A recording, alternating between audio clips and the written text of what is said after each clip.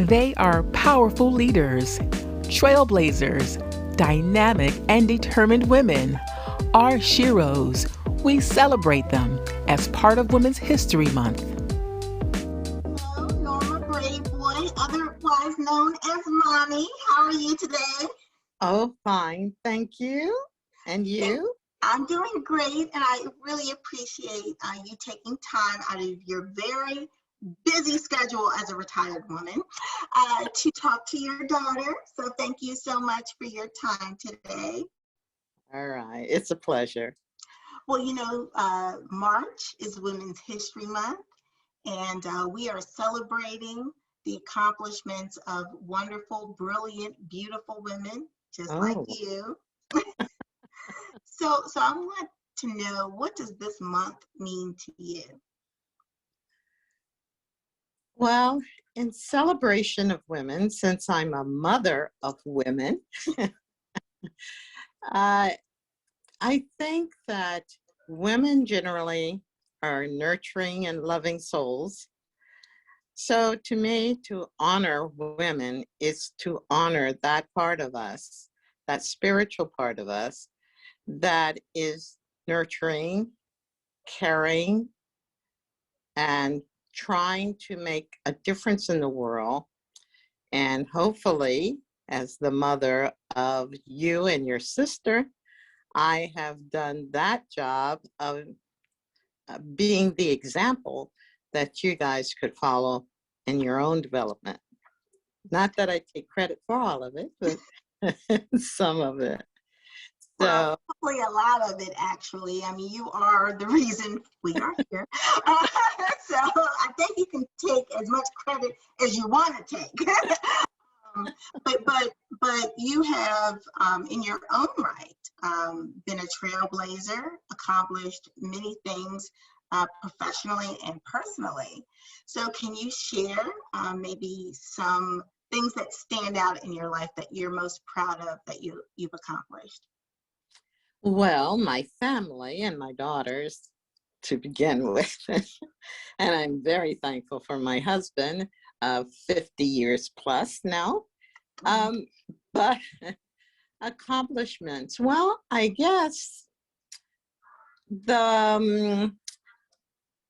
if it comes to family, then the fact that I was able to recognize in my children the things that they needed to accomplish. And I was very supportive of the choices they've made.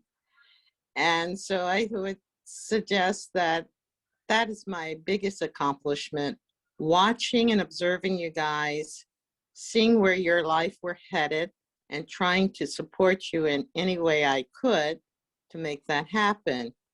But also to be able to tell you the positives and some of the negatives, because this world has both, and you have to be able to navigate those areas. So sometimes I said things that you weren't willing to perhaps listen to at the time, but I believe that over time, you have learned that it prepared you a little bit to deal with the world much better.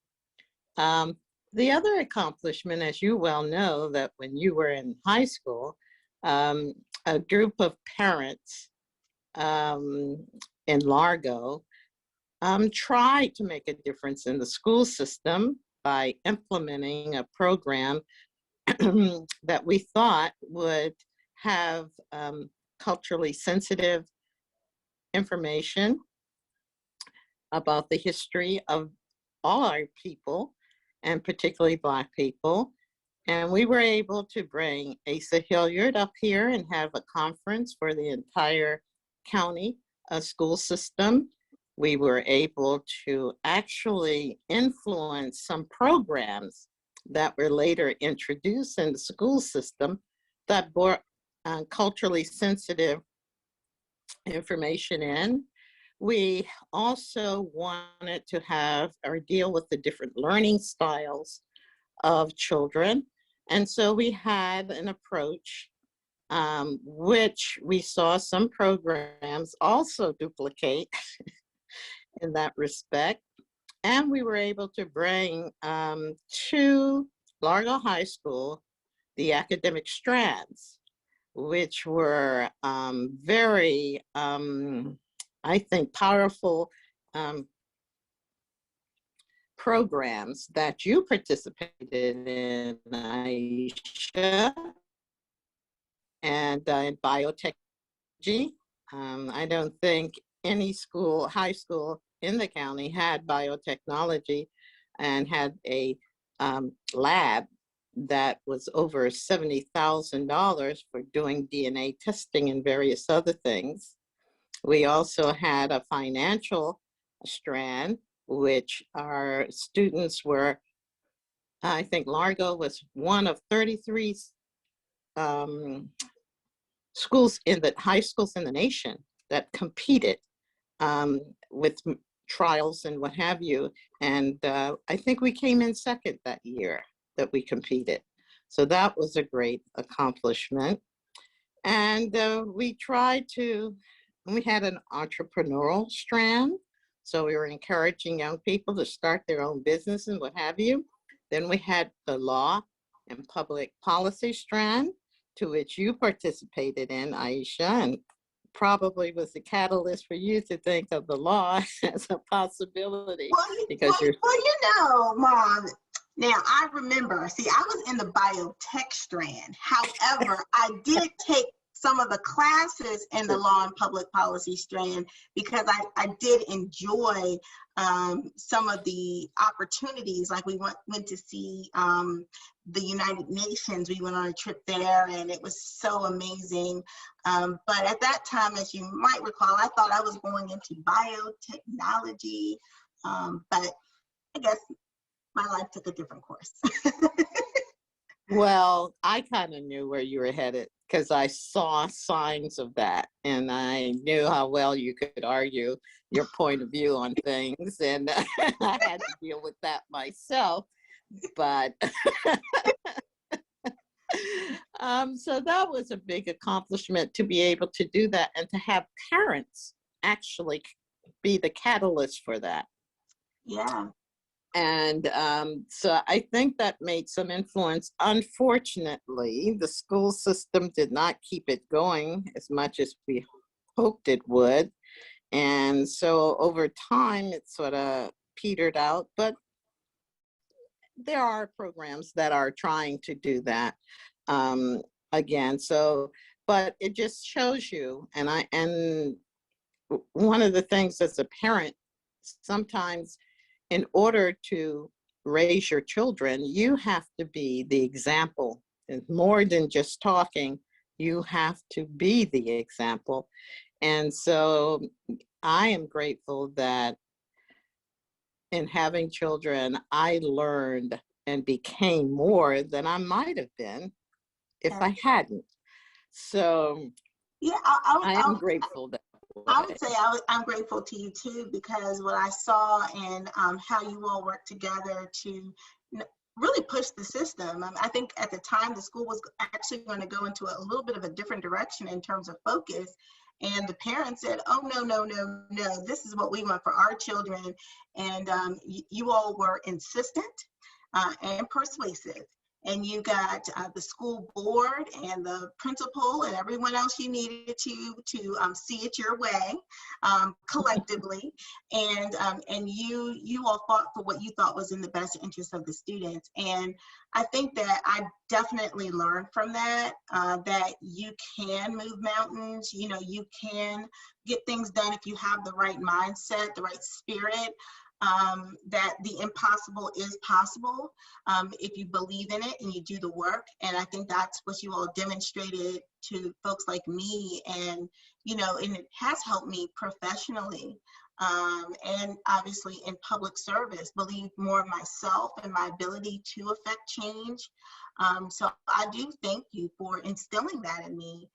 Because if I did not have a mother who showed me the way and gave me that level of faith in myself, I don't know if I would be where I am today. So thank you, Mom.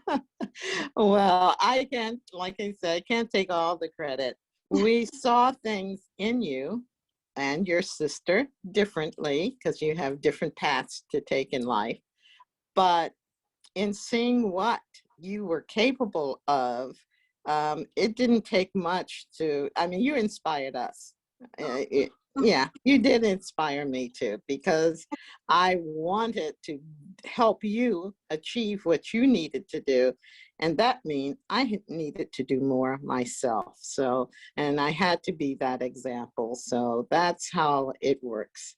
So mothers out there, even though you may not accomplish and be state's attorney and what have you, you help mold and make our children successful.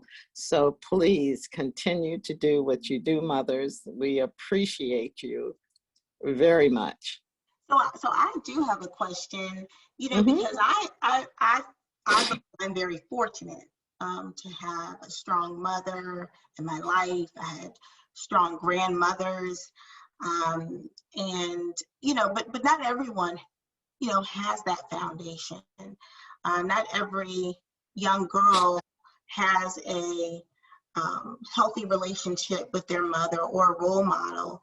Um, what would you say to them, if they're trying to find their way in life? Like, what words of wisdom would you give to a young woman who maybe has hit some challenges and trying to figure out their path?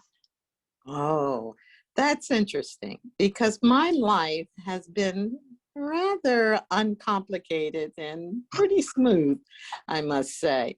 So I haven't had the experience of some young people, but I am aware of of their of these issues. And I would say to them is to trust your own instincts. Mm. The most important thing that you don't always know everything or studied everything, but you do have a sense within, a gut feeling about what it is that your life is leading you to. You should listen to that inner soul. And maybe meditation and things like that will help steer you to that path much sooner. So there are tools that you can use to get there. But you are an individual. There's nothing or no one like you. So you can't look at other people to determine what you are and what you will do, whatever. You're unique in that way. And so you must find your own way and trust in your gut feeling and what you think is right for you, and trust that, and move on. That's such a really important message to give to our young women, because sometimes they don't trust themselves and then they end up following others down the wrong path. But yeah, so I do think it's important to have those times where you can have space to be still, to meditate, to try to figure out, you know, what you are being told is your purpose, and guided to, not because someone else is telling you, but that there's an inner voice that's telling you. So that's such a great piece of advice. We celebrated earlier this year, and certainly last year, the election of Kamala Harris as our first female and first Black and first Indian American vice president, who attended an HBCU. And I know that I attended Howard Law School. I know that you attended the University of the District of Columbia, and and our HBCUs are extremely near and dear to our family. My father, your husband, came to this country to go to Howard University, and my sister went to Howard University as well. And tell me what it felt like to see not only a Black woman, but an HBCU grad take such a prestigious office. Well, the HBCUs have always prepared us and the students and Black students in particular, for their role in society and the mission that they would play. I think that's the most important thing.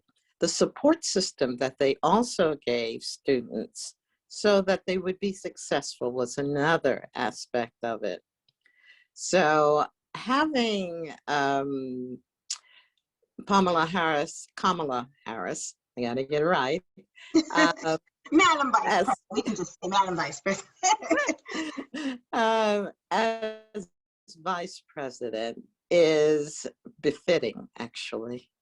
And it's about time that women rise to that occasion, and Black women, because of the work they've done, the experiences they have, probably would be of greater service for the experience that our community has gone through to be inclusive, which we are ethnically in many ways, and representative of what America truly is. As in the case of our family, we have both the African, the Native American, and also the Caucasian and what have you in our family. So we come from that very diverse genetically as well as experience-wise. So she will bring, as our community will, that kind of universal understanding of the world and a way to deal with all people and fairly, equitably. And I think she will be nurturing as a woman and loving, but very strong. And, you know, she can move mountains, but quietly. So I'm looking Well, forward sometimes to she's not seeing as quiet, but you know, whatever it takes. Well, Yeah. you can be both. You can be Yeah. quiet, and there are times when you have to, you know, hold the line. And many young men and young boys know that from their grandmothers, that is, as small as grandma might have been, when she decide I'm not taking any nonsense or what have you, they understood it and they paid attention. So And you got women that look. can, And you got that look. exactly. Yeah, So I'm looking forward to her to do great things. I am too. You know, like I said, I really appreciate you taking the time because you don't have to. And I do appreciate, I want to let you know, I appreciate you because you are my mother. I don't expect that you're going to make yourself available just because I want to, you know, interview you or need something from you, but you've always been there for me. And I want to thank you for that. So in closing, I think what I want to do is just hear from you a little bit about Grandma, your mother, and the role she played in your life. Oh boy. My mother was a very interesting woman. She was a single mother raising a child. And she worked hard. She was in food preparation and that sort of things in hospitals and stuff like that. So I was very much, she was very strong and caring. She helped me a lot with you guys when I was working. She helped and took care of you, and I think you developed a very good relationship with your grandmother, so much so that that is one of the reasons why you appreciate the elders, because you know how important that elder was to you in your life, in your upbringing.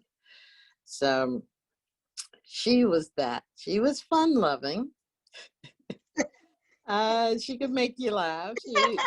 She was an interesting person, but we loved her. And I remember, I think, as she got older and wasn't able to move around as much, and we would go to the mall. And strangely enough, she would have that kind of personality that young and older people would come up to her and start talking to her, strangers. They didn't know anything about it, but they just wanted to be in her presence. She had that kind of attraction, which is somewhat the kind of attraction you have, Aisha. I think that kind of rubbed off on you. People come to you naturally in a way and feel comfortable with you. So, and that's the kind of person. She's just a hardworking mother, taking care of her family and her grandchildren, and loving every moment and enjoying the simple things in life as much as she could. Absolutely. And she really was just such a great role model for us all. And to think of someone who didn't have a formal like post-secondary education, but was really great with money. You know, she was like, you know what, I'm going to be independent. She really Bought her own house. She Yeah. bought her own house. She really did decide that she had the confidence in herself, and then she instilled that in you and in my sister and me. And to know that from such humble beginnings, our family came from on your side with growing up on a farm. I think she had like, what, 17 brothers and sisters? And No, 14. Or 14. Oh, I'm There sorry. are Yes, 14 of them. 14 brothers and sisters. Sorry. Yes, that's correct. You know what? She was born in 1917. No. 1910. 1910. April 17th, 1910. Yes. I knew that 17 was in there somewhere, and I just remember April 17th, 1910. But just to know that, you know, where that part of our family started, and, you know, where we have grown, I just think that, you know, our ancestors are very proud of all of us. And I really, again, thank you for just always being supportive of whatever I wanted to do or my sister wanted to do. And, you know, just, you know, being you. And now you're passing all of that to our nieces, or my nieces, who are independent, strong, bold, young girls. And I guess one is now a woman. I'm trying to pretend like she's not.